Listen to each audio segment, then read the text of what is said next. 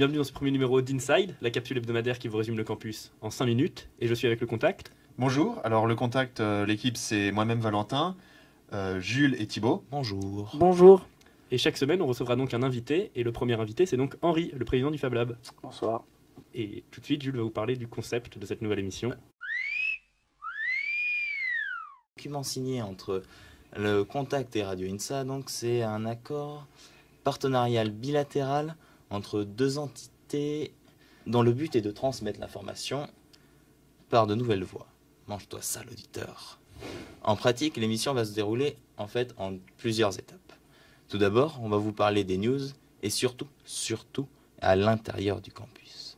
Et oui, le Contact mène une politique très protectionniste. Après les news, si on a le temps, on va vous parler de la pluie et du beau temps, grand sujet de discussion. Enfin, last but not least, on interviewera un INSAïen ou autre, du monde associatif ou autre.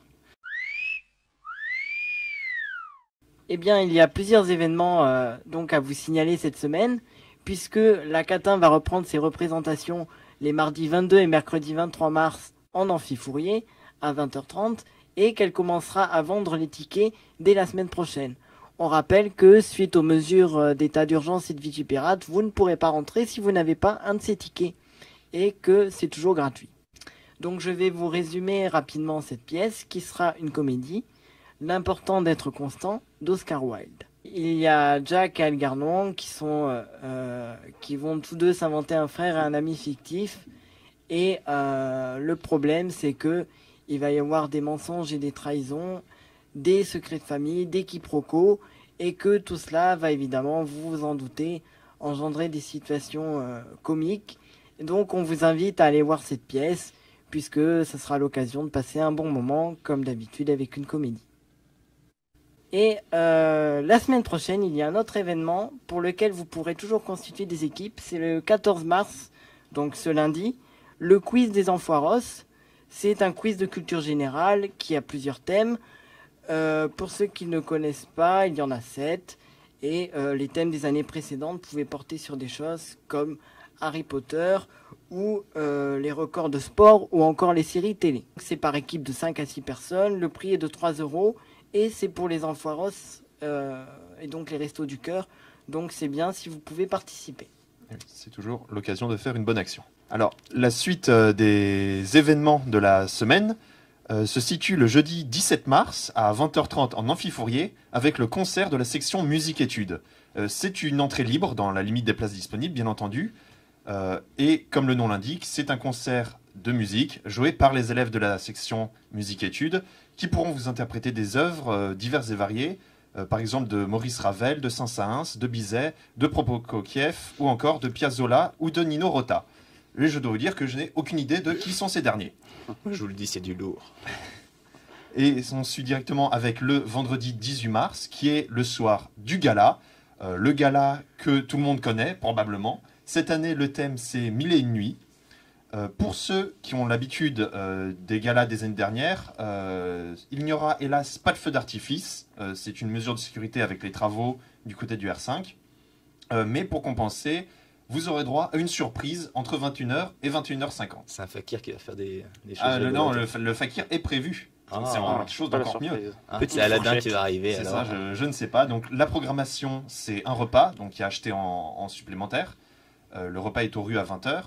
Puis après, il y a un before au PK de 21h à 3h avec un concert. Et pour ceux qui vont en péniche, la péniche part à 22h30. La classe. Après, donc, il y aura des navettes toutes les 20 minutes des 22h30 qui vous conduiront donc au bikini, puisque c'est là que ça a lieu, où a été prévue une programmation de folie, constituée au début de soirée par The Panda, voilà, qui est un groupe d'étudiants toulousains, et qui ont une chaîne YouTube qu'on vous invite à aller écouter.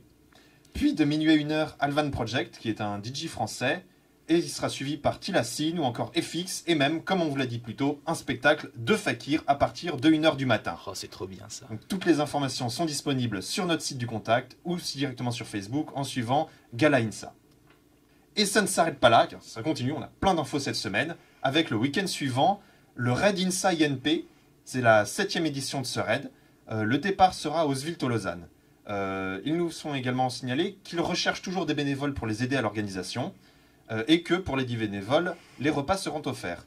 Les renseignements peuvent être recherchés auprès de quelqu'un qui nous a laissé son adresse brasseur@etudeinsa-toulouse.fr. Et je crois du coup qu'on a fait le tour des news et que c'est maintenant le temps de parler à quelque chose que tout le monde attendait. On sait très bien que c'est pour ça que vous prenez le contact chaque semaine, la météo. Par contre, on n'a pas Elvin d'Elias, on a Jules. Bon, C'est beaucoup plus classe. c'est beaucoup plus classe.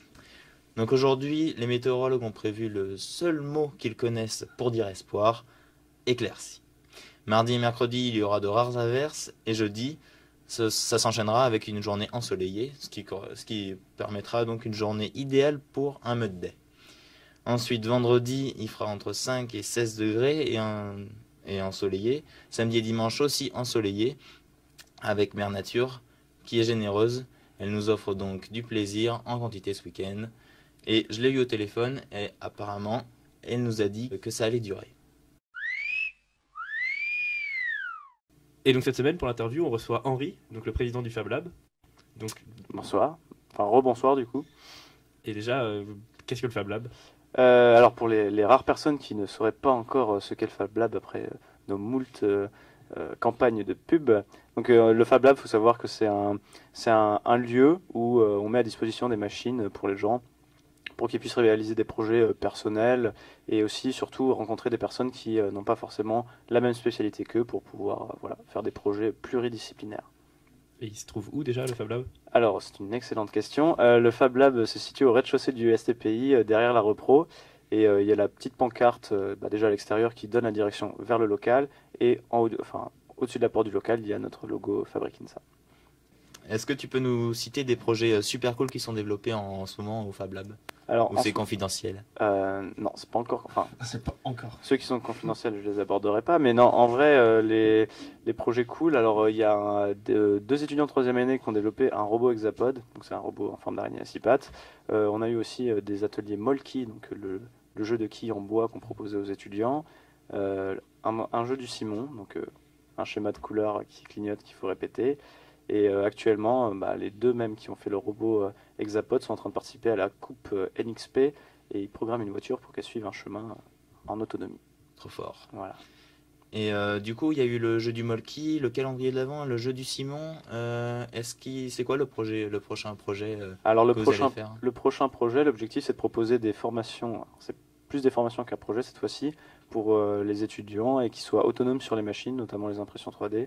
Donc très certainement que le prochain événement du Fabric Insa, ce sera des formations pour les impressions 3D. D'accord. Et surtout, si vous êtes là cette semaine, c'est pas pour rien, c'est parce que le Fab Lab lance son premier concours. Exactement, donc pour donner un peu de motivation aux élèves et avec des gains assez intéressants, on a eu l'idée de proposer un concours. Donc le thème c'est créer un projet qui soit utile à l'étudiant ou à la vie du campus, tout en sachant qu'un étudiant c'est une personne normale, on va dire, donc c'est un sujet assez large. Et donc les étudiants ont jusqu'au 18 mars pour s'inscrire sur notre site et le jury se tiendra le 12 mai. Donc à la clé il y a une imprimante 3D pour le premier prix, un drone parrot pour le second prix et un stylo 3D pour le troisième prix, tout en sachant qu'il y a aussi un prix du public qui est un casque audio. D'accord. Et donc, s'il y a des gens intéressés, ils peuvent trouver toutes les informations Donc sur... toutes les informations c'est sur le site internet de Fabric Insa, fabric-insa.fr, fabric-insa.fr. Et rubrique concours, vous trouverez règlement, les informations sur les lots, le jury, le planning, tout ça.